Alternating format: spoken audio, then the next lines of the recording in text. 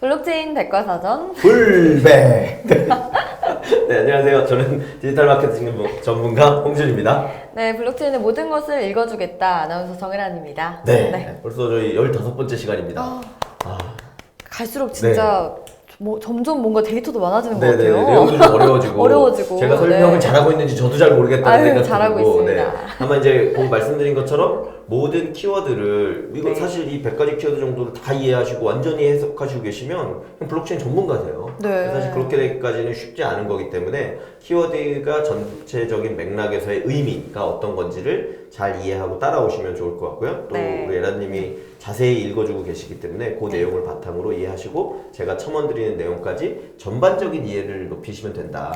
네. 이런 정도의 생각을 하시면 좋을 것 같습니다. 저희가 또 주말을 반납하면서 열심히 찍고 있잖아요. 그렇죠. 네네. 제가 꽃놀이를 못 가서 그러게요. 이렇게 노란색 네. 꽃처럼 입고 왔습니다. 네, 꽃다우십니다. 뭐 무슨 얘기를 해야 될지 모르겠는데 네, 오늘 키워드 들어가도록 하겠습니다. 네, 오늘 탈중앙화입니다. 이거는 뭔가요? 네. 안 써져 있네요. 내용이 저희가 블록체인 설명할 때 많이 언급했던 부분인 것 같긴 합니다. 탈중앙화, 뭐 디센트럴라이제이션이라고 네. 돼 있는데 요거는 저도 생각해봤는데 우리 또 블록체인 업계 홍익인간 이장님께서 양성원님께서 이걸 왜 안 써놨을까? 이거는 굉장히 다양한 의미로 해석될 수 있는데 제가 그 해석되는 의미를 말씀드릴게요. 그러니까 블록체인 관련된 키워드를 얘기할 때 가장 많이 나오는 얘기 뭐 할 때 뭐 디센트럴라이제이션하고 디센트럴라이즈드 이렇게 해서 맞아요. 탈중앙화 뭔가 중앙에 있는 거를 탈중앙화시킨다. 탈한다. D가 붙었으니까. 네네. 그러니까 탈중앙화가 무슨 의미인지는 그냥 느낌은 바로 오시잖아요. 근데 여기는 되게 뭐랄까 비즈니스적 의미, 경제적 의미, 철학적 의미 뭐 여러 가지 것들이 담겨져 있어요. 그렇기 때문에 뭐 한마디로 말씀드리기는 좀 애매함이 있긴 하고요. 다만 일단 기본적으로는 탈중앙화라는 거는 말 자체에 나와 있는 것처럼 중앙화된 어떤 것들을 분산 환경 혹은 탈중앙화된 환경으로 바꾸겠다라는 약간 의지가 들어있는 거다라고 보시면 될 것 같고 다만 한 가지 확실히 아셔야 되는 거는 탈중앙화 한다는 게 기술적이거나 어떤 뭐 비용적인 효율성을 높인다 이런 의미는 아니에요. 네. 왜냐면 보통 이제 저희가 서버를 관리하거나 한다고 할 때 보통 다 중앙 집중 방식으로 맞아요. 진행을 하거든요. 그게 훨씬 더 효율적이기 때문에 그렇게 하는 거예요. 그러면 이 중앙에 있는 데이터들이나 이런 것들만 잘 관리하면 그리고 해킹에 대해서도 문제 없도록 진행하면 비용 대비 가장 고효율적으로 진행할 수가 있습니다. 다만 그렇게 함으로써 이룰 수 없는 여러 가지 요소들도 있고 불편해지는 여러 가지 상황들이 있거든요. 거기에 핵심은 그렇기 때문에 탈중앙화를 이루고자 하는 건데 그래서 조금 더 요약해서 말씀드리면 탈중앙화는 비용적이거나 이런 부분이 더 많이 들거나 불편해지는 요소가 있음에도 불구하고 그리고 기술적으로도 구현하기가 더 어려움에도 불구하고 탈중앙화가 주는 가치의 전체 밸류가 훨씬 더 크다. 뭐 예를 들면 이런 거라고 뭐 제가 이렇게 과격하게 비교하면 좀 그럴 수도 있는데 독재 정권보다는 민주 정권이 더 좋다라는 거는 그냥 우리가 느낌적으로 느껴지잖아요. 무슨 얘기냐면 독재 정권은 뭔가 강압적이고 어떤 의사결정 구조에서 누군가 몇 명만의 소수의 지배를 받아야 되고 이런 것들이 있는데 뭐 민주 정권 혹은 분산화된 어떤 정권을 갖는다라고 하면 거기에 대해서 유저들이 적극적인 참여를 할 수 있고 자신의 의지를 잘 발현시킬 수 있고 자신이 원하는 경우에 생태계에 뭐 기여할 수 있고 이런 부분들이 있는 거잖아요. 그래서 우리가 뭐 민주주의를 뭐 사랑한다 혹은 다양성을 좋아한다라고 하는 얘기는 비용이 적게 들어서가 아니라 비용이 많이 들고 감당해야 되는 요소가 큼에도 불구하고 그렇게 함으로써 우리가 얻게 되는 더 본질적인 가치, 더 중요한 부가가치들이 높아진다. 그러니까 탈중앙화의 의미는 그런 좀 문맥적 의미, 가치적 의미를 많이 담고 있는 거다. 그래서 기술적으로는 더 어렵고 험난한 길이더라도 우리가 그 길을 기꺼이 택해서 우리 모두가 합리적으로 이해할 수 있는 어떠한 뭐 생태계, 어떠한 기술, 가치의 실현 이런 거를 만들겠다는 의미 자체가 탈중앙화에 포함되어 있는 내용이다. 이렇게 이해를 하시면 좋을 것 같습니다. 정치적으로 설명해 주시니까 쏙쏙 들어오네요. 네, 그러나 뭐 저도 얘기해놓고도 이게 맞는 얘기인지 좀 애매하긴 한데 하여튼 탈중앙화는 그런 말씀드린 것처럼 철학적 의미를 담고 있는 거다. 그래서 이제 빈 공간으로 우리 양성원님께서 해석하라고 둔 게 아닌가 그런가 봐요. 라고 생각이 듭니다. 네. 중앙 집중이 안 되고 네. 개인이 각각 서버가 될 수 있다. 그렇죠. 그리고 개인이 되게 주도적으로 그거에 네. 대해서 의사결정할 수 있는 자율권을 갖는다. 이런 의미들이 포함되어 있다고 보시면 좋을 것 같습니다. 예. 네, 다음 키워드는 디지털명입니다. 서명, 공개- 디지털 서명. 네. 디지털 저는, 서명. 저는 빠져 있네요. 네네. 아우, 네네네. 그렇죠. 네. 그쵸. 디지털 서명. 공개키 암호 방식을 이용한 전자서명의 한 종류이다. 네. 전자서명의 작성자로 기재된 자가 그 전자문서를 작성하였다는 사실과 작성 내용이 송수신 과정에서 위조 변조되지 않았다는 사실을 증명하는 역할을 한다. 네. 근데 저희가 흔히 생각하는 그런 네네네. 전자서명. 그 디지털 서명이라고 네네네. 하면 전자서명이라고 생각하면 되고요. 사실 서명 자체도 아시잖아요. 우리 요즘 은행 가서도 네. 은행 가서도 뭐 에라님이 통장 개설하면 뭐 도장으로 하는 경우도 있지만 서명을 하잖아요. 네. 그 서명이 왜 유효하냐면 뭐 아시겠지만 서명은 소위 말하는 필체 감정이라고 해서 이거를 제가 네. 보고 에라님 걸 아무리 따라해도 안 되죠. 차이가 나잖아요. 아시죠? 차이가 나기 때문에 그게 결국 밝혀지거든요. 그러니까 그런 것처럼 디지털 서명은 그거보다 좀 더 명확하게 여기 나와 있는 것처럼 결국 이 전자서명 예를 들면 우리가 지난 시간에도 설명드렸듯이 공개키라고 해서 마치 은행 계좌 주소인 것처럼 이 어떤 그 암호화폐를 받거나 주거나 할 때 거래되는 거래 주소라는 게 있고 거기에 이제 암호화된 저의 키 네. 저만 알아야 되는 키가 있는 거죠.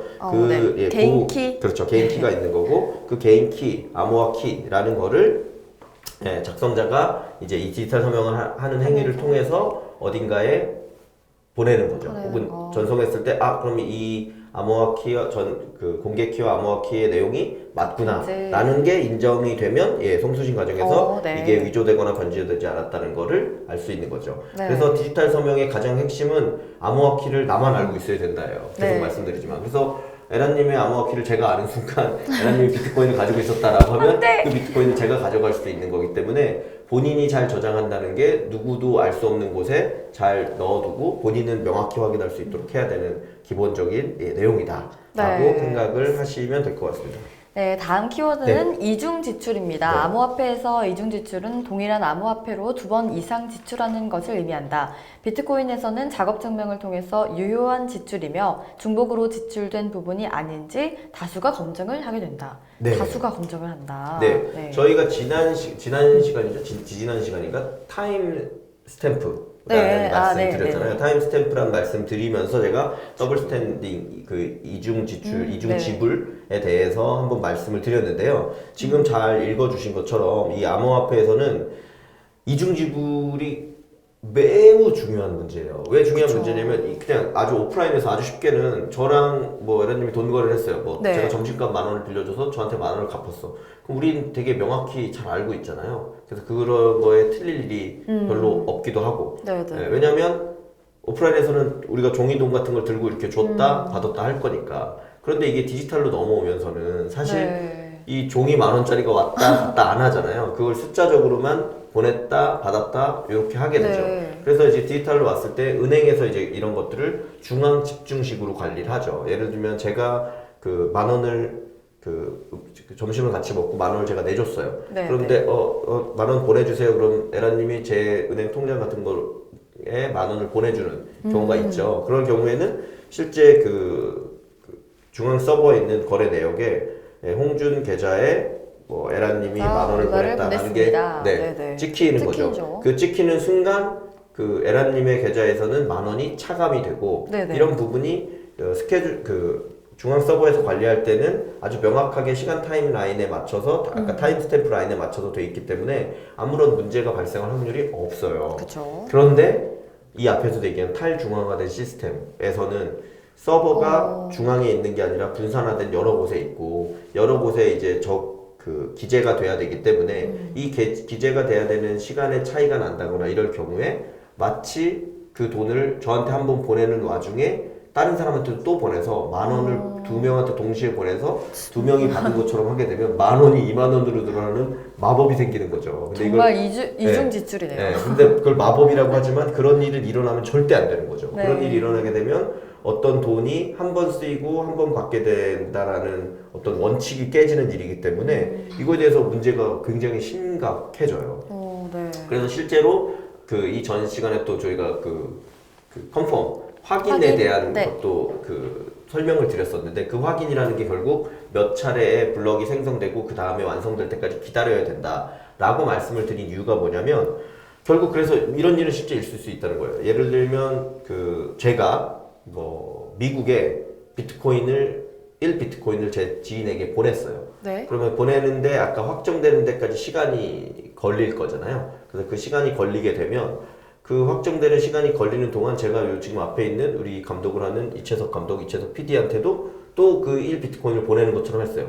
그러면 미국의 그 제 지인에게 비트코인이 가기 전에 이쪽에게 자 내가 너한테 보냈어 라고 하면 마치 비트코인 하나를 가지고 두 사람한테 보낸 것처럼 속이거나 하는 일이 발생할 수 있다는 거거든요. 그래서 이게 중앙 서버일 때는 시간 순서대로 딱딱 쌓이기 때문에 뭔 소리야 여기 보낸 거고 이건 없는 거네가 명확하지만 이 분산 환경일 때는 이게 막 소위 말하는 가고 있는 거예요. 저의 1비트코인이 이채석 감독에게도 가고 있고 미국에 있는 친구에게도 가고 있을 수 있어요. 그러면 그 분산화된 이 서버들에서는 그 내용들을 다 기록을 하거든요. 근데 이 기록을 하다 보면 어느 순간인가 이 네트워크들은 다 망으로 연결돼 있기 때문에 만납니다. 네. 마주쳐요. 마주치게 되는 일이 발생하고 이 마주치는 일이 발생했을 때 그 두 개의 그 보낸다라고 하는 액션 중에 어느 액션이 먼저 일어났고 진짜 액션이고 어느 액션은 우리가 택할 수 없는 액션인지를 비교할 수 있게 됩니다. 그리고 비교하고 나서 결정이 되면 두 개 중에 하나만 정상 거래로 인정을 네, 인정이 받게 되는 되는 거죠. 거군요. 그게 바로 네. 다수가 검증을 하는 행위인 거고 아, 네. 그래서 예, 지출이 중복으로 지출된 부분이 있는지 없는지 다수가 검증을 해서 아, 이 돈은 미국으로 먼저 이 비트코인은 미국으로 보내진 게 맞구나 라고 하면 미국으로 보내진 비트코인의 거래 내용을 인정하고 이채석 감독에게 보낸 내용은 이제 무시하게 되는 거죠. 그 검증을 네. 마치게 되는 거고 그러한 방식으로 이중 지불 문제를 해결하고 해결하는 있다. 거군요. 그래서 아까 오프라인에서는 아주 간단한 문제였고 네네네. 온라인에서는 그 중앙 서버를 이용해서 시간 순서대로 해서 정리하는 문제였는데 이 분산화된 환경에서는 혹은 이 분산화된 서버들이 있는 환경에서 조금 더 복잡해지긴 했지만 수학적으로 그리고 검증의 과정을 거치다 보면 결국은 이중 지출, 이중 지불 문제는 해결이 된다. 라고 이해를 하시면 될 네. 것 같습니다. 네. 깔끔하게 정리를 해주셨습니다.